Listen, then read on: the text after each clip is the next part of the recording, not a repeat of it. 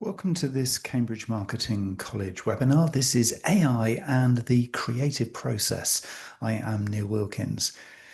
Well, for me, having worked in creative processes, campaigns, marketing comms for many, many years, the advent of AI has changed the game absolutely categorically. It really, really has. We have opportunities here that would only have been dreamt of in previous years. We're going to be able to, as we go through this session, explore a number of tools. We're going to be looking at some platforms, some ways of thinking, and draw together all of the different ways that we can harness AI to ideate, in other words, come up with new campaign, project, and creative ideas, how we can use AI to test and refine creative marketing strategies, and more. So this is going to give you, hopefully, some hands-on tactical steps for applying AI tools across the whole breadth of the creative process in marketing and communications. So, why is AI so important now in the creative process? Well, for me, it's about accelerating the good stuff. It's about creating a framework and a process that enables me to focus on the right stuff rather than get caught up in the things where I'm not really adding value as a human. That's the key really here. So we're going to be able to accelerate new ideas. We're definitely going to be able to scale up, if we need to, content production, both in terms of time, but also in terms of the amount of high quality content we're going to produce. It's going to give us an opportunity as well to test everything that we do at every point in the journey and the creative process, and also to optimize at scale. In other words, not just focusing on one thing that works, but figure out all the things that work and then do more of those things.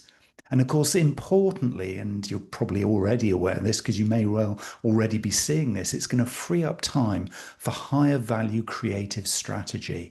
In other words, AI dealing with the nuts and bolts of things, and us as humans being able to do the higher value stuff. And that's really key here. A McKinsey report said that AI can reduce marketing production costs by up to 40%.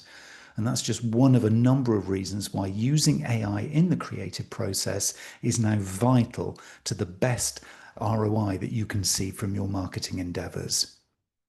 So, where does AI add value in creativity the most? I mean, I'm kind of talking quite broadly here in this early introduction, but where are we going to see most value added? Well, in ideation. For a start, if you've used things like ChatGPT to have a little conversation to come up with new and innovative ways to talk about and to market and to develop your products and services and then communicate those out with audiences, you'll know that in brainstorming, headline generation, and coming up with new ways of positioning your products and your services, AI can really open up new opportunities that you could probably never come up with, even if you had infinite amounts of time. So that's a really key one. In content creation, the ability now to write, edit, and produce visual and video and audio outputs, the assets that we need, but also at scale and in the highest quality. This is where AI is now adding incredible value. And if you're using an agency for the work that you actually output, this is a great way of using AI to create mood boards and visuals to really convey in the brief that you give to your agency exactly what is going on in your mind. We've never had this opportunity before. Often a brief would be very much a written document, but now we can use AI to co-create and collaborate on stuff that is just so clearly communicated amongst us as a creative team. In distribution, AI can add a huge amount of value in terms of hyper personalization, the targeting and the scheduling of the outputs of our content. And in optimization, this is another really important one when it comes to testing, measuring the performance and analyzing that performance of your creative outputs, and then refining what you see. So doing more of the good stuff and very clearly and quickly stripping out what doesn't work. So as we can see, AI adds value right across the creative process. And what I want to do now is go deeper into some of these areas and almost kind of give you a playbook, so a step-by-step process. And I'll round this up at the end of this talk with a literally a step-by-step checklist that you can literally copy and paste and then use next time you are as part of a creative process, or the next time you're leading one, so that everybody you're working with, whether that's colleagues, your line manager, and or an agency, are super clear about both the process, the roadmap that you're taking, but also your expectations of the outputs. So this is using AI powerfully to really kind of solidify best practice in your organization. So let's begin with the first step, campaign ideation. It's a grand term, but what does that actually mean? Well, basically, it means brainstorming with AI to get up some really good, clear, creative ideas. And as I said at the start here, one of the tools that you can use clearly is ChatGPT. It's great to bring GPT along to your planning meetings or your creative brainstorming sessions and just involve it in the conversation. Keep asking for its inputs, and it will broaden out. It will come up with such innovative stuff if you prompt it correctly. And of course, Claude and Perplexity, and if you're working in a Microsoft environment, Copilot as well can be part of this process. The input that you need to be putting into AI for this, clearly to make sure that the AI is supporting you accurately, is the objective of your campaign, the audience persona that you want to target, and any desired tone of voice or style that you want to go with. And the kinds of outputs that you're going to see from this will be some campaign themes, maybe some interesting taglines, some content pillars that will allow you to go deeper later in the process. These will be some of the outputs that AI can really help you to co-create and shape up. So a practical step could be to run 3 prompt variations and shortlist some of the top outputs that AI gives you. So invite it to the meeting, ask it to come up with a number of variations, if you like, of a particular theme or a particular creative concept, and then help to work it through to create your shortlist or your priority of the outputs. Really, really be thinking about this as a member of your team. This is something, again, as I say, we haven't had before. And it's so exciting because it will come up even with ideas that your most creative colleague could be doing. So, the first step really that we're taking here is to kind of refine the creative concept. There are other tools available that you can use here for rewriting ideas in different tones, for example. Yes, you can stick with your favorite. It could be GPT that you take through this whole process, but you might want to go with other tools as well, something like copy.ai, writer.com.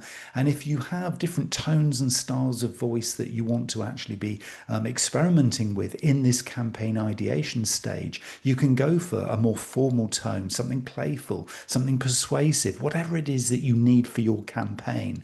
This is going to be coming through loud and clear, literally, with your AI inputs.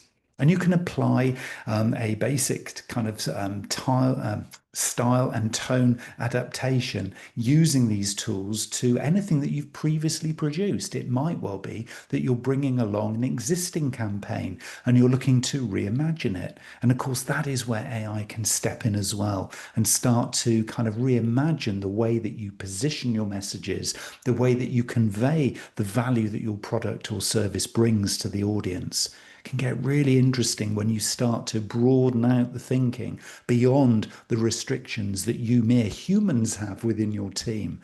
Using AI will start to get you thinking differently and probably more deeply about how you communicate. Another thing you can do at the campaign ideation stage, as I mentioned briefly earlier, is to create some visual mood boards using Canva AI and a number of other tools that are available here for visual mood board AI generation.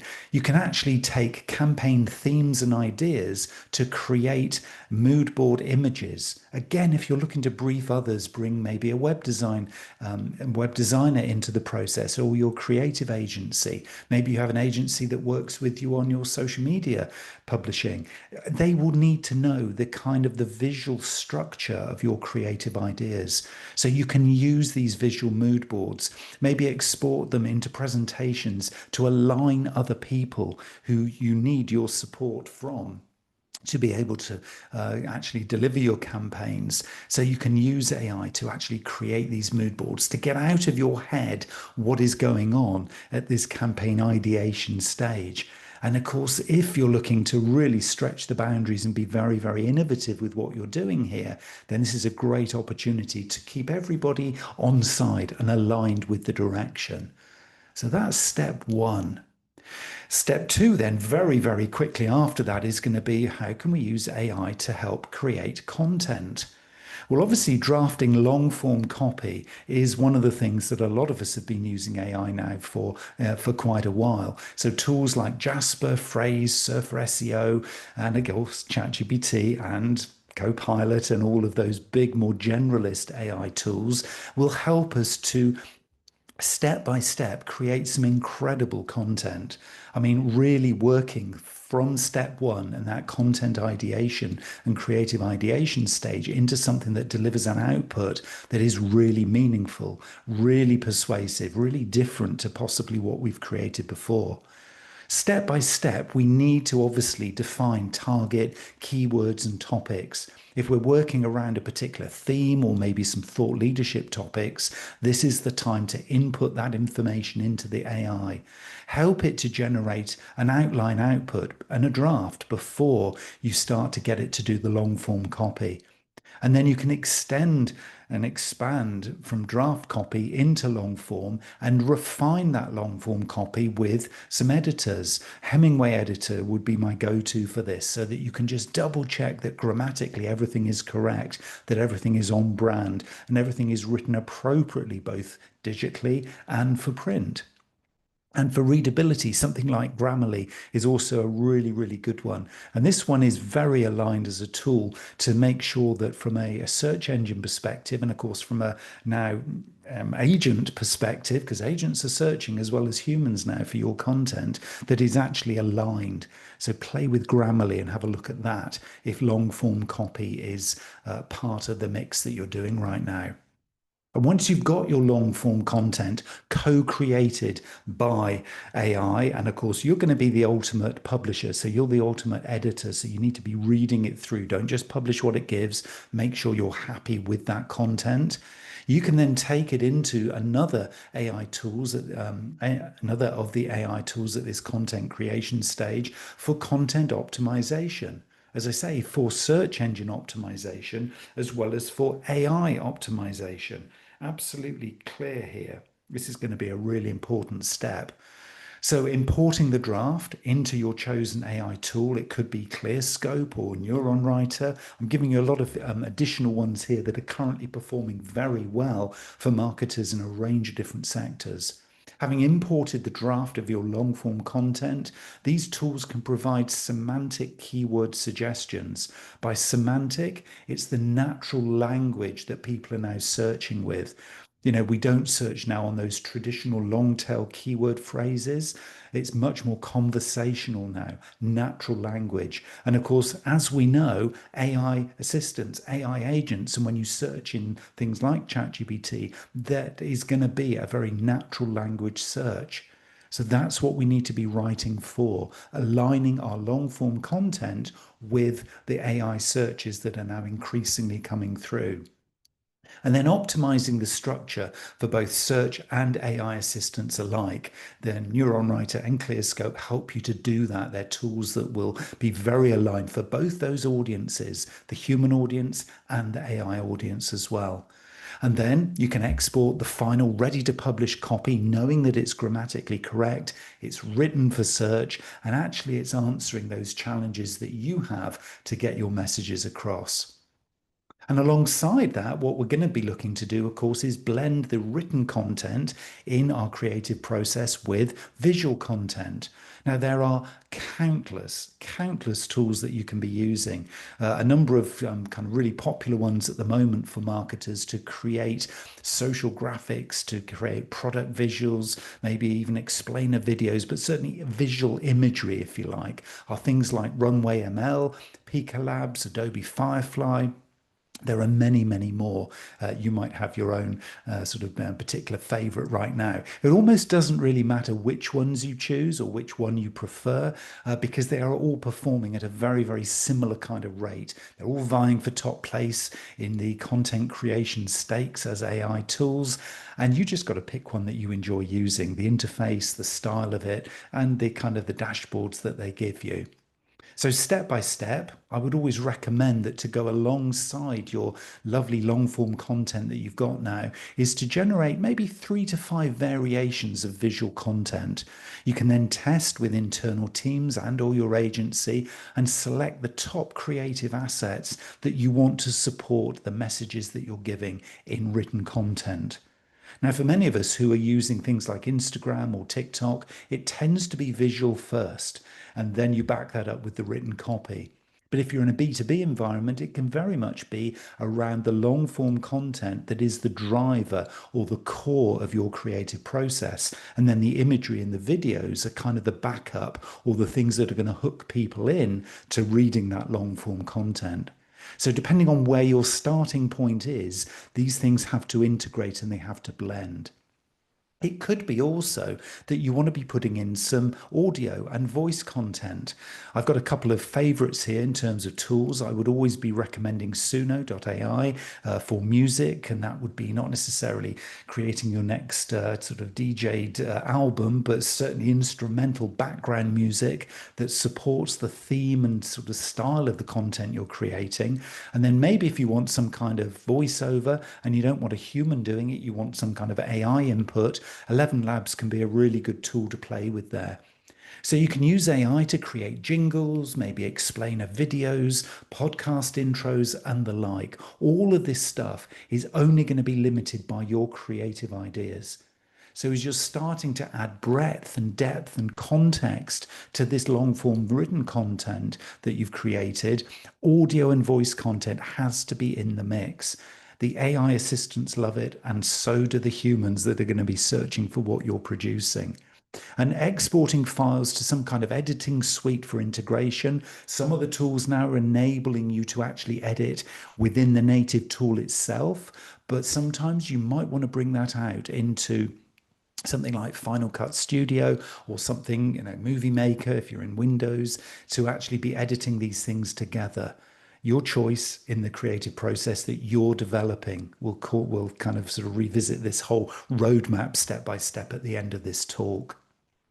And the next thing is going to be then, how do you then begin to publish? So, step three, having ideated and created the content, you've now got something to publish. Yes, you're going to be putting it probably on your website, but the very big likelihood is you're going to take it out into social as well. And so, social media post creation that comes from this longer form content, again, there are many, many tools that you can use for these. Lately.ai, Flick, Akoya, there are many, many others of these that you can just do a search for and then maybe experiment with one or two. As a process, though, it is step by step and it is quite straightforward. So you have your base assets, you have your article, or blog or thought leadership piece, you have your scheduling sort of calendar, you have your audio and your visual and your video to work with this. And then what you're going to be doing then is step by step, you're going to be inputting your blog or campaign content. You're going to be generating multiple social captions that draw from that long form content and create little shorts, is basically the phrase that a lot of us are using now. But we need to make sure that those little shorts are edited for tone and compliance. They need to be accurately telling the story of the long form content. I'm still a great believer that long form content is the hub of our communications. Many, many marketers go social media first, and it doesn't really help with the call through, the click throughs, those calls to action, where somebody says, okay, I love your short form content. I love that reel. I love that little clip there, that short that you've published there. But what do you want me to do next?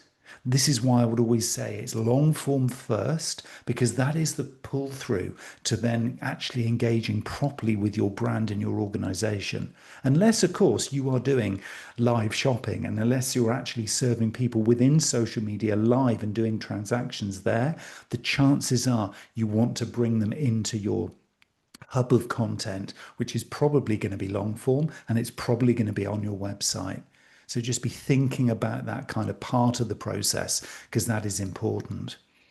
Visuals and video, of course, for social is really important as we're kind of creating this short form version of the long form in step two. What we're looking to do here is use a step-by-step process again, is uploading maybe our webinar or our long form video asset into one of the tools that could be something like CapCut. Opus Clip is a really good one for repurposing long form video into shorts. Again, many other tools like this are available. But the process really is for creating a tool, finding a tool that will create highlight clips with captions from your long form. Again, it's long form first, and then it comes through loud and clear in the messages that you're putting out into your socials. Now, the good thing about these kind of tools that are going to be able to create these shorts for you, particularly the video stuff, is that they are, or you can set them to be automatically optimized for your particular chosen social channels. If you were to do this manually yourself, it would take a long time because you'd have to be thinking about orientation, you'd have to be thinking about the length of the clip, you'd have to be thinking about what is the profile and the format of the layout that I'm doing here. Whereas some of these tools now, obviously things like Opus Clip and others, are actually automatically optimizing for TikTok, for Reels, for YouTube Shorts. That's the important thing here. They allow you literally just to click the button of which ones you're outputting for. And so you then get these things fully optimized, literally with the click of a button. And that's again another really useful use of AI because these are AI enabled. They're out there looking at the latest algorithm and doing this step in the process for you. You can also then start to build in as you're starting just pre-pressing the button to publish. You can then be using AI to find the latest hashtags and trend research. Trend Talk or Hashtagify are good tools to experiment with at this stage in the process. Because what you want to be doing is using where hashtags are still relevant, and they still are in many of the platforms that you're going to be using in socials. It is really important, obviously, to align your content, your shorts, your clips, your short form content with the current conversation, stuff that's trending, those hashtag terms. And we use hashtag in the broadest sense. So even if a particular channel isn't using hashtags now to gel your content in, and it's actually watching the video and it's reading the words to decide whether or not your short form content is relevant, even there, we're still talking more generically about this idea of a hashtag and using a hashtag to really bond and bind your content with the current conversations that are happening live. The beauty of AI now is it's monitoring this stuff in real time. And you can apply then your top performing hashtags into a post scheduler. You can then make sure you're identifying the key things that are happening and trending in the moment. So it's gone are the days where you're publishing when it's convenient to you. This is all about listening to the marketplace, listening to these channels and these communities, and making sure that you've got AI monitoring these things on an ongoing basis. And it really is about monitoring before, which is what we're talking there. And in step three, this social media stage of using AI in the creative process, it's also about engagement monitoring. Tools like Sprout Social, Brandwatch, Hootsuite Insights allow you to track mentions, engagement, and really importantly, which again, we've not had at this level of detail before, sentiment. Sentiment is basically how people are feeling and interacting with your content. It goes way beyond those vanity metrics of how many likes did I get? How many new followers? Well, yeah, you kind of need those things, but they are just vanity because we don't want to obsess about those. What we want to obsess about is how did we make people feel? How did people react when they saw our content, when they interacted and engaged with us? Did we raise the sentiment level here to more positive, or did we just keep them at neutral? Hopefully, we'll never take them into a negative mindset because what we're trying to do here is to flag using AI the priority interactions. So if we see somebody reacting really positively to something we've posted, we can now use these AI tools to help engage with them more. We can hyper target them, we can hyper personalize the next step of the experience they get with us, and encourage them into the customer journey that we have plotted for them. Really, really interesting. And part of that customer journey that we've plotted for them may well, at step 4 now, include email outreach.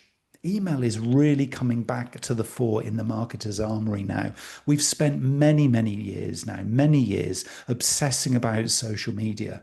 And email has almost been the poor relation in that content mix, but no, it isn't any longer. AI has superpowered and supercharged email. So you need to be thinking about email in your creative process using AI.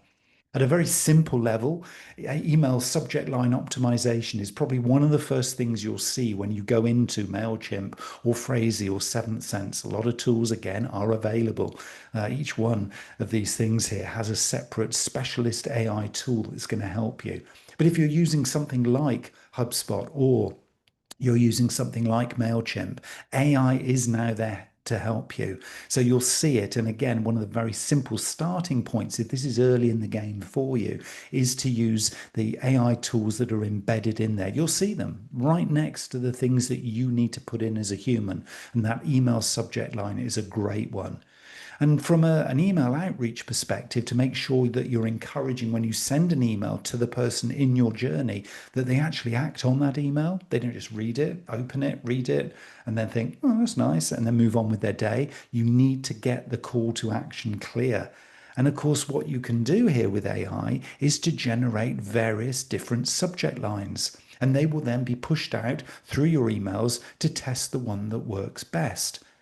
AI can also predict open rates based on the content you've put in there. You make a subtle change and it will predict a different open rate. So you can continuously improve what it is you're sending out. And of course, it can deploy a variety of different options or variations that it can then test. So split testing or multivariate testing are possible within these tools, enabling you to just get better and better and better. When I've talked here in this conversation here about personalization, of course, that does apply as well within email outreach in step 4 of our journey. Personalized email copy is really, really powerful. I mean, you know, when you receive email, if it's a generic thing, it may or may not hit the spot for you. But if something is hyper personalized and tools like Presado enable you to do this, you can build tailored newsletter versions or tailored emails for different segments, different audiences, and actually, even if you want to, different individuals based on their engagement, based on what they were interested in, based on what they clicked through from. So the key here is really connecting your tools to your data, your CRM, your customer relationship management system, so they can be fueled by the data and information that is backing up that decision that it's about to make. And by doing that, you'll be able to generate segment or hyper customized, persona specific copy. So it really feels when it lands in their inbox, this was written for me. Thank you, brand, whoever you are. I'm going to click through. And so it's powerful, powerful stuff. It does really take things onto the next level. And even if it isn't email that's in your mix, just this way of thinking about how AI can be part of every step in your journey of the creative process is super, super important. And of course, when it comes to personalizing, when it comes to sending email, for example, and of course, this also applies to social media, the send time or publishing time optimization is absolutely key. A lot of these AI tools now allow us to analyze from past open data, from past engagement analysis, the best possible time, the optimal time for that person to actually get that content published and in front of them.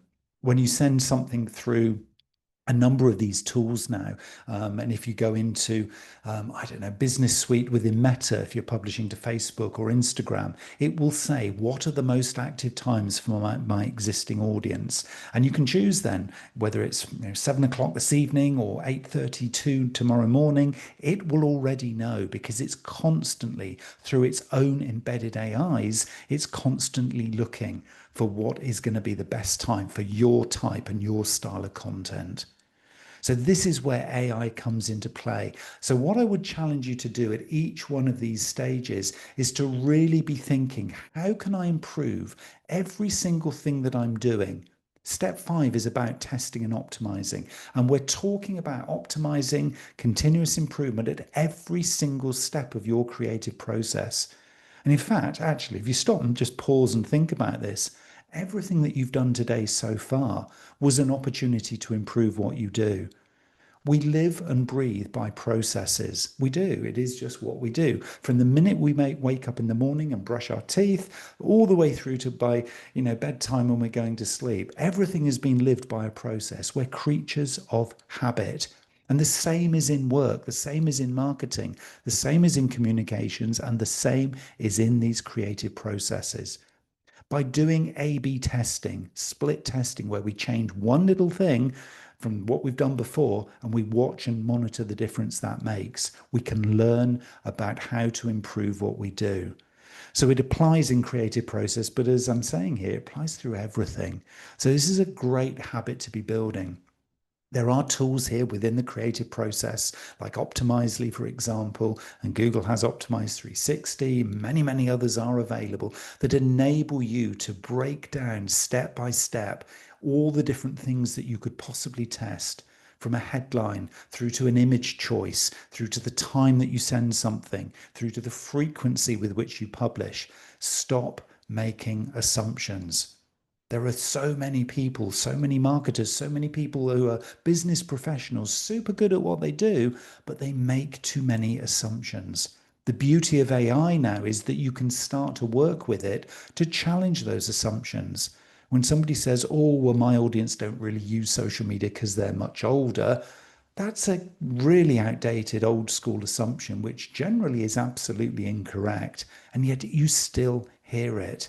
So a simple example there, but so many times you can challenge those assumptions, start to do A/B testing or multivariate testing, because the AIs are super clever. You could change 2 or 3 things and the AI will work out which one made the difference. So, so powerful now. So there's no excuse to not continuously improve. That is what we're doing. And it can do this before you launch. It can do this whilst you've launched and actually going through the execution process. And it can do it after the event as well. You can use AI to evaluate ad effectiveness before it launches. This whole ability, this kind of, as I call it, the crystal ball of AI, where it can actually project forward into the future. It knows everything about every campaign that's ever been. So, of course, it can turn around, look backwards at your campaign before you publish, and it can give you a very likely output that this is going to happen, because statistically, based on campaigns just like yours that have gone for the millennia, it's going to happen. It's going to result in something like this. So this is exciting because it gives you a chance to preempt what might happen. And of course, then when whatever happens, you can create dashboards, performance dashboards that will summarize all of your top campaign insights into some kind of plain language that you can use for reporting to your colleagues, to your agency, to your management team. But also, really, if you're using things like Looker Studio and Supermetrics or Funnel.io, these are going to be tools that will enable you to really create dashboards that are meaningful. And it'll stop us as a marketing community from just reporting data, just reporting numbers, just reporting vanity metrics. We've got so much now up our sleeves and available to us that enables us to just not be reporting that stuff, because nobody ever understood that anyway. What they do understand is the real plain language of what did you do and what was the result. Don't give me all the kind of data that went behind it. Tell me what the result was and why, and also what can we do next time to improve it. Those are the key things in step 5 as we test and optimize. Because then at step 6, the final kind of stage in this journey, we can refine and continuously improve what we do. We can look at predictive content performance. Tools like Beacon AI, for example, using AI to forecast the likely content winners before we do stuff, or with the knowledge that we've now got from what we've just done. So these are things that I would really encourage you to do is do not rest on your laurels. Do not think, oh, well, we've always been okay or relatively successful. Start to do these incremental gains. Start to really take some quality time to reflect on what you've done. Use AI at each step in this process and challenge the fact that we could improve everything and anything. So come on, AI, work with me to find where those little kind of priority points are so that we can actually improve the stuff that's going to make the biggest impact. Because that's really what we're after here. Because then once we've done that, we can actually do content at scale. We can repurpose the stuff that really works. We can turn long form content into bite sized outputs that make a difference. And we can continuously improve that as well as we go. So these are important stages that we need to do. And by the time we've done all that, and once we've figured out, we get to a point where we think, do you know, this stuff is actually now really working. But importantly, even if it isn't really working, we know what we need to improve next. And once you get to that point, you're in a position with some kind of process that you've built here, a creative process, a content process, a marketing comms process that is so much more powerful than whatever has gone before and that what you were working with previously, that you can now start to think about this whole thing about AI automation. If you're thinking about jumping straight into this one, well, I think you can probably see now that you've got some work to do to get your work, your workflows, and your processes to a level where you're confident that you're going to be then automating the right stuff rather than just the stuff that we do. Because if you can do all the things that we've talked about here today in advance and log the process, log those systems, log that step by step thing that you've been doing in your creative process, then you can actually start to use tools like Zapier and Make.com to create a step by step automation of this, because all of these tools that we've been talking about can be linked together in Make or Zapier as a flow, if you like, as a workflow where you can press the button at the beginning and then they start a machine kind of process that goes chunk, chunk, chunk, chunk, chunk, chunk, and actually works all this stuff out with you as the producer, you as the director, kind of looking above and actually saying, okay, this one's working, but there's a little process sort of blip there that where it's not quite performing. I'll go in and I'll rectify it. And then you click play and on it goes. So this is AI automation or workflow automation. And I would recommend in the creative process that you begin to look at this once you've done the previous 5 steps and you've really understood that you've at least started to make improvements in each of those areas. So how do you bring all this together? There's the 6 stages or 6 steps. Well, here's the first of the 2 checklists that I want to share with you to kind of bring all this together. So this is the kind of the business end of all of this, if you like. So AI in the creative process checklist. Here we go. So the first thing is going to be using AI to define your campaign goal and the audience. The second step is using AI for ideation, headlines, visuals, tone, if you like. The next step is generative draft creative, the copy, the images, the video, and the audio. The next stage is testing and refining with AI scoring tools. The next stage is automating distribution and monitoring. Remember that continuous improvement thing. And then the final stage is to review the insights and repurpose the winning assets, the stuff in your creative that just works the best. That is the stuff that you're then going to be using and developing into the future.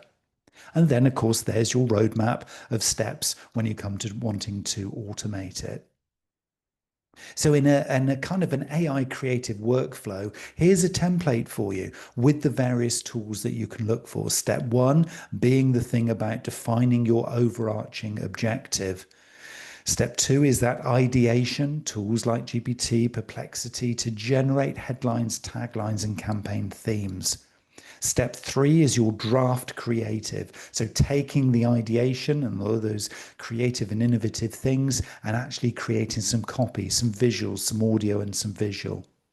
Step four is optimizing and testing that stuff that you've just created. So A/B testing using some of the tools available here, and then some creative scoring. Remember, what we're going to do is we're going to start to predict the likely outcomes. That's important. And of course, the whole idea about optimizing for SEO and agent search too. Those are key things at that optimizing and testing stage. Step five is about distribution and scheduling. We know that we can kind of, use these tools, native tools in social media, for example, or some of these tools which will schedule across a number of social networks and making sure we're sending and monitoring at the right time. So scheduling out, but also not forgetting at step five is that we can keep a human in the process. Because wouldn't it be nice if somebody does engage that you as a human actually go in and thank them or go in and have that conversation in socials? I'm not saying we're replacing humans with AI here. I'm saying it's a complementary thing that speeds up and scales what we would have done before. And then into step six, the monitoring and the insights, getting those dashboards, doing the social listening, and of course, predictive analytics of, well, what could we do differently next time? And then step seven, this is the reporting bit where we can repurpose the long form content that we've had. We can start to create, a better and better and then best version of what we do, and also begin to think about the automation of the workflows using something like make.com or Zapier. But that's why I'm putting those automation things at the end of this process. Put them at the beginning, and what you're doing is you're really automating a process that hasn't been AI enabled. Get the AIs working on your side first and then move to the idea of automation. Because a lot of the great thinkers on these topics at the moment are saying, very publicly that if you build a process, make sure it's the best process before you try and automate it, is kind of what they're saying. So putting that at step seven is key. So there is your AI creative workflow template. This is the best practice process for engaging with AI in your overall creation of the assets that you use in your marketing and comms. So a final reflection to kind of bring this all together is that really see AI as a creative partner. A lot of people are worried that it's going to come and replace them. I don't believe it is. I don't think it is a replacement. I think it is a partner for each of the stages that you are still going to be managing. When used tactically, it's going to speed up ideation. It's going to strengthen your testing. It's going to ensure that content that you're publishing is refined and optimized before it hits your audience. And the marketer's role, your role, my role, is to really guide, it's to really review, and it's to apply judgment. It's very, very clear that we as humans are still part of the overarching and the over kind of sort of playing of the experience that our customers get. That is absolutely key. So I would say that, a lot of this is going to be the underlying or the foundations of what we're doing. And what we're going to be, and our role is going to be the overarching director of those customer experiences. So it is a creative partner. It isn't a replacement. But use that kind of idea and that kind of framework, if you like, for embedding AI in your creative process. And I would be pretty certain you're going to see some really good gains in the outputs from, literally day one, but also into the future. Good luck. I wish you every success with it. And if you want to connect and let me know how things are going and some of the things that worked for you or maybe even didn't, then do connect with me on social media at Neil Wilkins X. Thank you for being part of this webinar here today. I hope you found that framework and that workflow template useful, and good luck with your next creative process.